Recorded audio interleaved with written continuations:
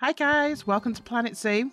Alongside the new Wetlands Animal Pack, the free update for base game is here, and you absolutely need to check out some of the new features. So here's a breakdown of everything new. First up, we've got a brand new Explore camera mode. This lets you view your park from the eyes of your guests. I know we've had a workaround for this with the Terrace cheat, and that's worked well enough up to now, but now we don't need to use that anymore. To use the new Explore mode, you need to click on the camera icon on the bottom bar here and click on to Explore. This brings up a little icon here, like you see when you're placing staff down. So you can place this down where you want to view from, and it'll situate the camera from a guest point of view. So kind of similar here to what Terrace used to do. However, what's great about this new feature, unlike Terrace, you have all the functionality of the other game modes. So you can access the build menu and you can do some construction in this mode where you couldn't do that with Terrace.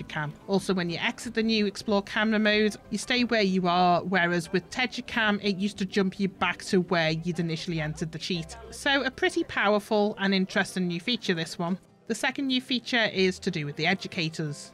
Let me ask you, have you ever struggled with your educators being a bit lazy? You know what I'm talking about. You have talks set up at the talk points, but in between the talks, your educator is just wandering around aimlessly. I mean, what are we paying them for? Well, no fear. Educators will now roam your zoo and educate guests on the go when they're idle, so no more slacking with these guys.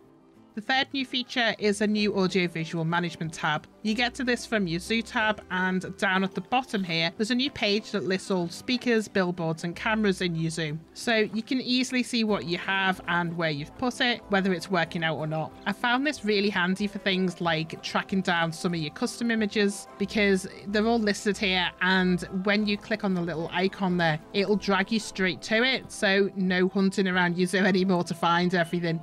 The fourth new feature is a brand new terrain tool, which is going to be pretty useful for those of you who like to adjust terrain. To use this, go down to the terrain tab under sculpting and click on the last option, flatten to terrain. To demonstrate how this works, I have this pre-made hill here. So with the flatten to terrace tool selected, if I run this over the hill here, it automatically adjusts it to defined inclines. And you set the parameters for that in the terrace height section. So as you can see here, I've got that set at 2. So that means the terrace height will be 2 meters tall.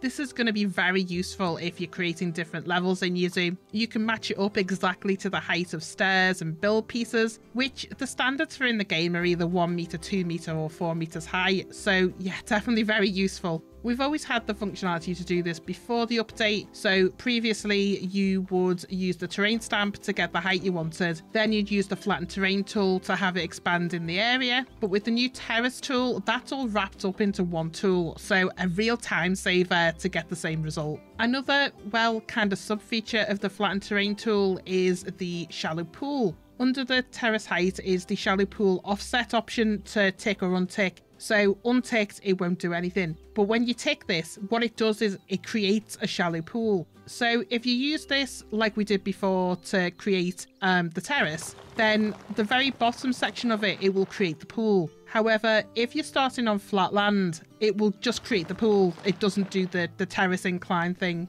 Now, you might be thinking, well, why bother? Because we've always had that capability to make our own water pools. But the great thing about the shallow pool offset, it'll automatically create pools at the shallowest depth that the game needs to allow for water. And you can't really achieve that, well, certainly not achieve it as easily with the existing terrain tools in the game. So to use this, make sure that the shallow pool offset is ticked, then just create the pool you want like so.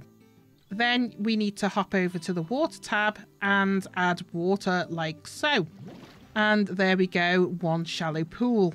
And from using this tool, it stopped all the fiddling to try and get it to a shallow depth where the game doesn't automatically start bringing up that big red text that's saying it's obstructed or something. Another cool thing to do with this tool, so if I get rid of the water here, then go to the smooth terrain tool and smooth the edges here so that the pool is barely even noticeable, then back to the water tab and add the water back in. Look at how smooth that is. That is such a smooth edging. Now, I've spent hours before now trying to make smooth edging on my pools, and I've just achieved that in a matter of seconds with this tool. So, a very good new feature indeed. Right, let's move on to feature number 5, the new water customization. Before update 1.9, we just had the colour and transparency settings under the customization tab. Now we can add bubbles and mist. So let's create a bigger pool here so we can see the effect a bit better. So bury that in a bit deeper and then go and add the water again. So select the water and then go back into the customization tab, and we can see here, so under transparency we now have bubbles and mist. So let's just whack those right up to the highest they'll go. What's the point in doing it if you're not going to do it to the full extent, eh? And let's have a look.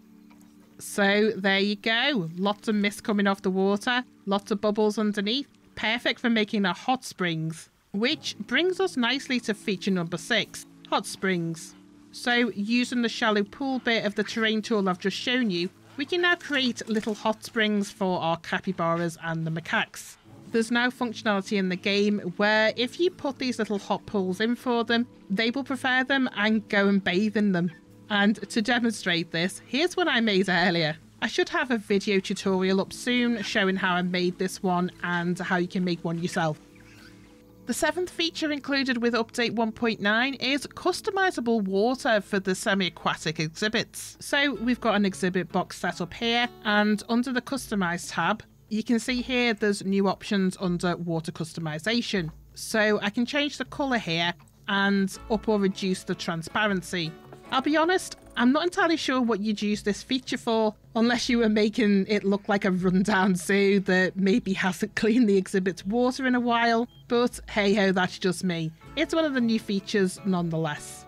The final new feature for the free update 1.9 is the burrows that were added for the badgers and the aardvarks with the last update. There's now 2 types of burrows, the standard one that we're used to, and a new small animal burrow for use with the meerkats and the black-tailed prairie dogs, which definitely feels a lot more natural behaviour for these animals.